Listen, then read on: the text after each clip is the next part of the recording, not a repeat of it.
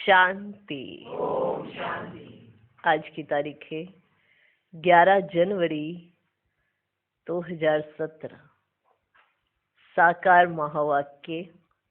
बाबा कहते, मीठे बच्चे, 21 जन्मों के लिए सदा सुखी बनने के लिए इस थोड़े समय में देही अभिमानी बनने की आदत डालो। आज का प्रश्न, दैवी राजधानी स्थापन करने के लिए हर एक को कौन सा शौक होना चाहिए? उत्तर, सर्विस का। ज्ञान रत्नों का दान कैसे करें, ये शौक रखो। तुम्हारी ये मिशन है पतितों को पावन बनाने की, इसलिए बच्चों को राजाई की वृद्धि करने के लिए खूब सर्विस करनी है। जहां भी मेले आदि लगते हैं, लोग स्नान करने जाते हैं, वहां पर्चे छपा कर बांटने हैं, ढिंडोरा पिटवाना है। आज का गीत है, तुम्हें पाकर हमने जहां पा लिया।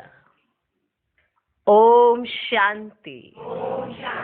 निराकार शिव बाबा बैठकर बच्चों को समझाते कि बच्चे देही अभिमानी भव, कि बच्चे देही अभिमानी भव। अपने को आत्मा समझो और बाप को याद करो। हम आत्मा हैं, हमको बाप पढ़ाते हैं। बाबा ने समझाया है, संस्कार सब आत्मा में ही रहते हैं। संस्कार सब आत्मा में ही रहते हैं। जब माया रावण का राज्य होता है अथवा भक्ति मार्ग शुरू होता है तो देह अभिमानी बन जाते हैं। जब माया का राज्य शुरू होता है और भक्ति मार्ग स्टार्ट होता है तो क्या बन जाते हैं? क्या बन जाते हैं? देह अभिमानी। फिर जब भक्ति मार्ग का अंत होता है तो बाप आकर बच्चों को कहते हैं, अभी देही अभिमानी बनो। तुमने जो जप तप दान पुण्य आदि किए हैं उनसे कुछ भी फायदा नहीं मिला। 5 विकार तुम्हारे में प्रवेश होने से तुम देह अभिमानी बन पड़े हो। 5 विकार और ही प्रवेश होते चले गए। तुमने जप तप दान पुण्य जो भी किया उससे तुम्हें कोई भी फायदा नहीं मिला और 5 विकार तुम्हारे अंदर और ही जास्ती प्रवेश होते चले गए और तुम क्या बन गए? देह अभिमानी। रावण ने ही तुमको देह अभिमानी बनाया है। रावण ही तुमको देह अभिमानी बनाते हैं। वास्तव में असुल तुम देही अभिमानी थे। फिर से अभी ये प्रैक्टिस कराई जाती है कि अपने को आत्मा समझो, अपने को आत्मा समझो। क्या प्रैक्टिस कराई जाती है? क्या प्रैक्टिस कराई जाती है? ये पुराना शरीर हमको छोड़ नया जाकर लेना है। सत्युग में ये 5 विकार होते ही नहीं है। देवी देवता जिनको श्रेष्ठ पावन कहा जाता है वह सदैव आत्म अभिमानी होने के कारण 21 जन्म सदा सुखी रहते हैं। क्या होने के कारण? आत्म अभिमानी होने के कारण 21 जन्म सदा सुखी रहते हैं। फिर जब रावण राज्य होता है तो बदल कर देह अभिमानी बन जाते हो। इनको सोल कॉन्शियस और उनको बॉडी कॉन्शियस कहा जाता है। इनको सोल कॉन्शियस और उनको बॉडी कॉन्शियस कहा जाता है। निराकारी दुनिया में तो बॉडी कॉन्शियस और सोल कॉन्शियस का प्रश्न ही नहीं उठता है। कहाँ पर? कहाँ पर?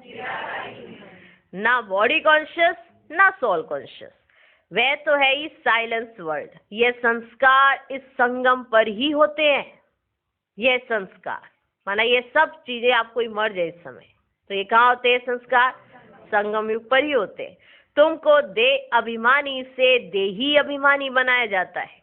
सत्युग में तुम देही अभिमानी होने के कारण दुख नहीं उठाते हो, क्योंकि नॉलेज है कि हम आत्मा है। वहां ये नॉलेज है कि हम आत्मा है। यहाँ तो सब अपने को देह समझते हैं। जो वस्त्र पहना है ना उसी को मैं समझ रहे हैं। ये वस्त्र मैं नहीं है। इसकी ओरिजिनलिटी जब लास्ट समय आता है ना तब समझ आती है। जब लास्ट समय आता है तब समझ आती है। उससे पहले समझ ही नहीं आ पा रही होती है। खुद को देह समझ कर ही हम सब कुछ कर रहे होते हैं और जब लास्ट का समय आता है तब समझ आता है ये तो यही छूटेगा, ये तो जा ही नहीं रहा साथ, ये तो छूटेगा। उस समय आत्मा एकदम डिटैच हो जाती है। तो देह समझते समझते क्या हालत बना ली हमने। अब देही समझना माना जो देह से न्यारी है, तो हम सदा सुखी। यहाँ तो सब अपने को देह समझते, बाप आकर समझाते, बच्चे अभी देही अभिमानी बनो तो विक्रम विनाश होंगे। क्या बनो? देही अभिमानी, तो क्या होंगे? विक्रम विनाश होंगे। फिर तुम विक्रमाजीत बन जाते हो, शरीर भी है, राज्य भी करते हो, तो आत्म अभिमानी हो। ये जो तुमको शिक्षा मिलती है, इससे तुम आत्म अभिमानी बन जाते हो, सदैव सुखी रहते हो। सोल कॉन्शियस होने से ही तुम्हारे विक्रम विनाश होते हैं। इसलिए बाबा समझाते, मुझे याद करते रहो तो विक्रम विनाश होंगे। सोल कॉन्शियस होने से ही विक्रम विनाश होते हैं। इसलिए बाबा समझाते, मुझे याद करते रहो तो विक्रम विनाश होंगे। वे गंगा स्नान जाकर करते, परंतु वे कोई पतित पावनी तो है नहीं, ना योग अग्नि है जिससे विक्रम भस्म हो। ऐसे ऐसे मौके पर तुम बच्चों को सर्विस करने का चांस मिलता है। जैसे गंगा स्नान करने जाते ना, वहां पे तुम्हें चांस है क्या करने का? सर्विस करने का। जैसा समय वैसी सर्विस, जैसा समय वैसी सर्विस। कितने ढेर मनुष्य स्नान करने जाते होंगे। कुंभ के मेले पर सब जगह स्नान करते हैं, कुंभ के मेले पर सब जगह स्नान करते हैं। कोई सागर पर, कोई नदी में भी जाते हैं। तो सबको बांटने के लिए कितने पर्चे छपाने पड़े? सोचो, सबको बांटने के लिए कितने पर्चे छपाने पड़े? खूब बांटने चाहिए।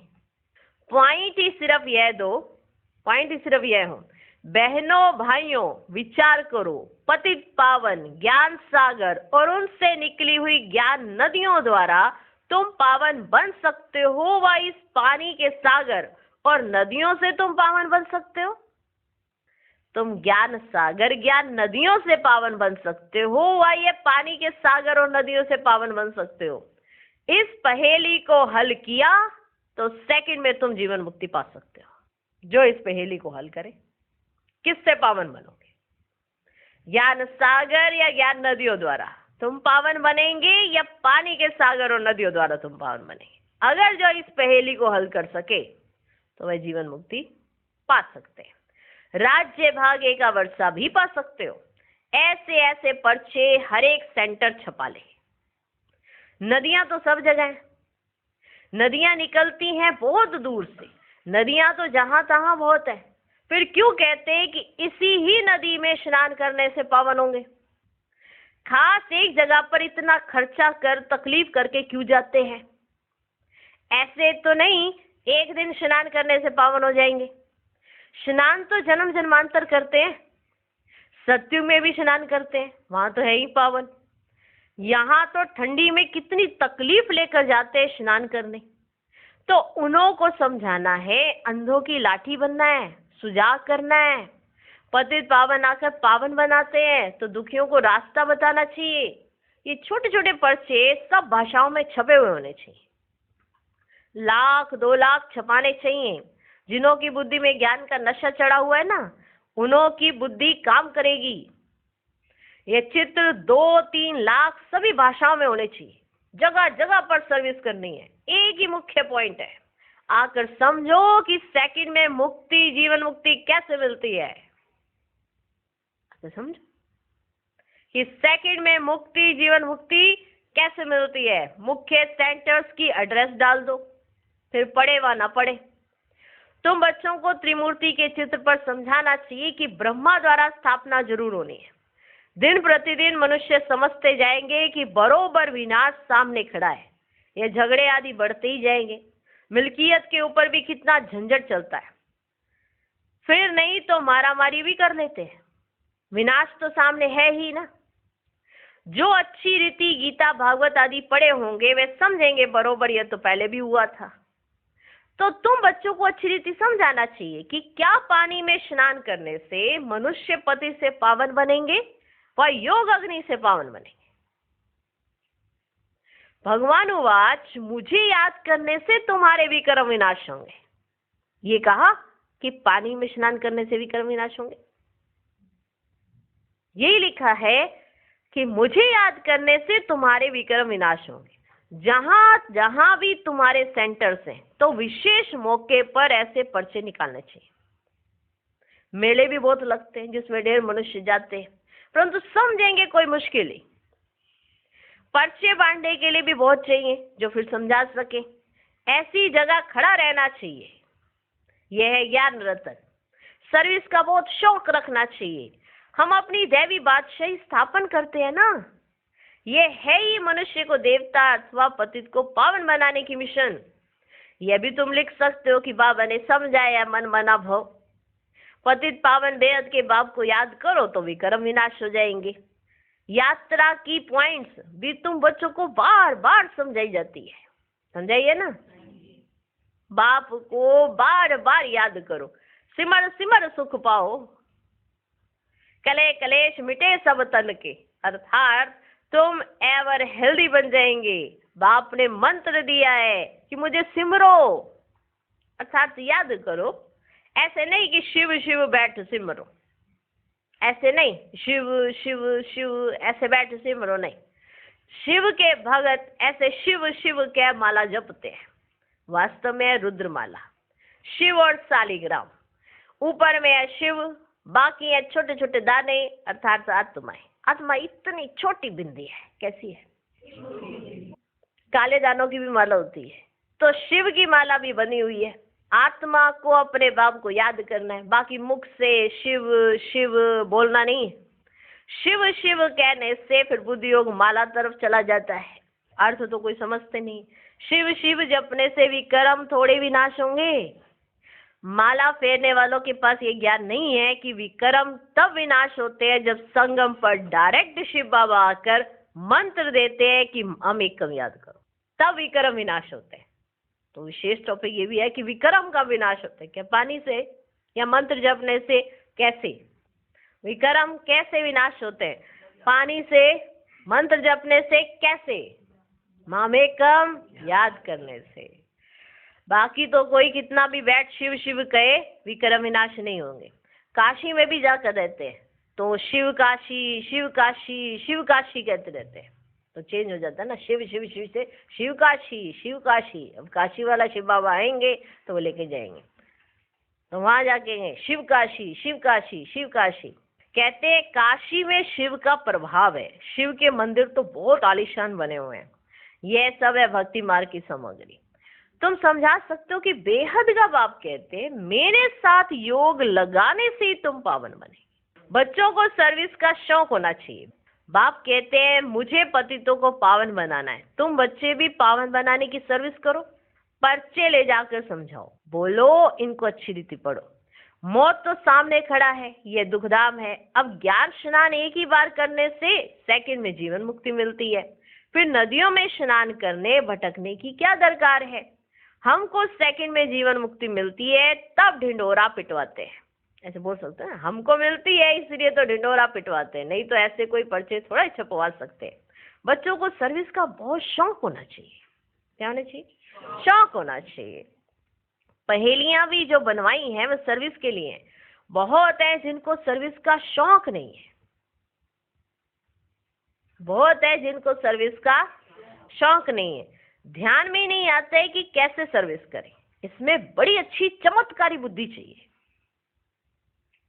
कि उन्हें ध्यान में आए कि सर्विस कैसे करें, खुद से क्रिएट करें ना। चमत्कारी बुद्धि चाहिए। बाबा क्यों चाहते चमत्कारी? कि आप कुछ निकालो ना, कुछ इन्वेंट करो, कोई युक्तियां निकालो। बाहर जाते हो, इधर जाते हो, उधर जाते हो, तो कोई युक्ति निकालो। इसके लिए बड़ी चमत्कारी बुद्धि चाहिए। बाबा ने जो बताया वो तो सब कुछ जानते ही है, लेकिन कुछ अलग तो बताओ कि सर्विस कैसे बढ़ सकती है। तो कैसी बुद्धि चाहिए? कैसी? चमत्कारी बुद्धि चाहिए। जिनके पैरों में देह अभिमान की कड़ियां पड़ी हैं तो देही अभिमानी बन नहीं सकते हैं। जिनके पैरों में कड़ियां माना जंजीरें, देह अभिमान की जंजीरें पड़ी हैं तो वह देही अभिमानी बन नहीं सकते हैं।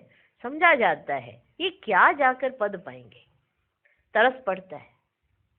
सब सेंटर्स में देखा जाता है कौन कौन पुरुषार्थ में तीखे जा रहे हैं। कोई तो अक के फूल भी हैं, कोई गुलाब के फूल भी हैं, हम फलाने फूल हैं। हम बाबा की सर्विस नहीं करते हैं तो समझना चाहिए हम अक के फूल जाकर बनेंगे। बाप तो बहुत अच्छी रीति समझा रहे हैं, तुम हीरे जैसा बनने का पुरुषार्थ कर रहे हो। कोई तो सच्चा हीरा है, कोई काले झुंझार भी हैं, कोई तो सच्चा हीरा है, कोई काले झुंझार भी हैं। हर एक को अपना ख्याल करना चाहिए, हमको हीरे जैसा बनना है। अपने से पूछना है, हम हीरे जैसा बने? अच्छा, मीठे मीठे सिकिलधे बच्चों प्रति माता पिता बाप दादा का याद प्यार और गुड मॉर्निंग। रूहानी बाप की रूहानी बच्चों को नमस्ते। हम रूहानी बच्चों की भी रूहानी बाप को नमस्ते नमस्ते नमस्ते। Good morning good morning good morning.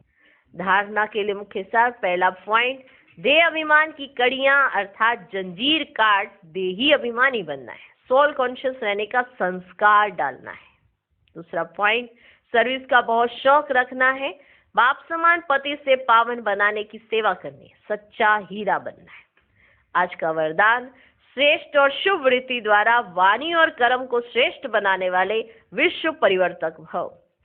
जो बच्चे अपनी कमजोर वृत्तियों को मिटाकर शुभ और श्रेष्ठ वृत्ति धारण करने का व्रत लेते हैं, उन्हें यह सृष्टि भी श्रेष्ठ नजर आती है।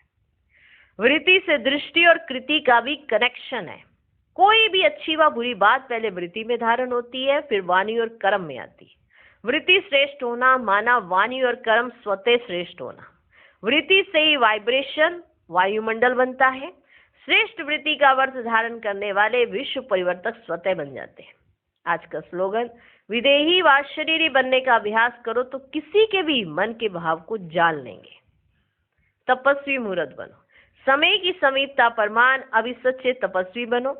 आपकी सच्ची तपस्या व साधना है ही बेहद का वैराग्य। अभी बेहद के वैराग्य वृत्ति द्वारा चारों ओर तपस्या का वायुमंडल बनाओ। आपकी तपस्या मनसा सेवा के निमित्त बने। ओम शांति। ओम शांति।